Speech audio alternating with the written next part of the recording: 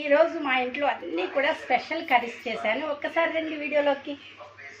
చక్కగా క్యాప్సికమ్, టమాటా, ఆనియన్స్ వేసేసి పిల్లలకైతే ఇలా కర్రీ చేసేసాను.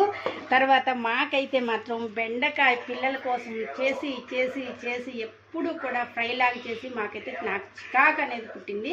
అందుకోసం బెండకాయలు ఈరోజు అంటే వీళ్ళకి వీళ్ళకి స్పెషల్గా కర్రీ చేశా కదా, మాకు స్పెషల్గా ఏం చేశాను అంటే బెండకాయని ఇలా మెత్తగా కర్రీ చేశాను అనమాట. బెండకాయ కూర ఇలా చేసుకుంటే చాలా బాగుంటుంది. కాకపోతే ఇది పిల్లలకి నచ్చదు, పెద్దవాళ్ళ వరకే ఇస్తుంది. ఇంకా నెక్స్ట్ వచ్చేసి మన గార్డెన్లో వచ్చిన గోంగూర అనమాట. గోంగూర పప్పు సూపర్ ఉంటుందండి. ఉల్లిపాయ వేసి గోంగూర పప్పు చాలా బాగుంటుంది. మీరు కూడా ట్రై చేయండి. చెప్పారు కదా గంట జారుగా ఉండాలని చెప్తూ ఉంటా కదా వీడియోల్లో.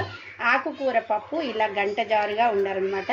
ఇంకా తర్వాత కొన్ని ములక్కాయలు మొన్న కొన్ని మిగిలినాయి అనమాట సాంబార్ పెట్టంగా. అయితే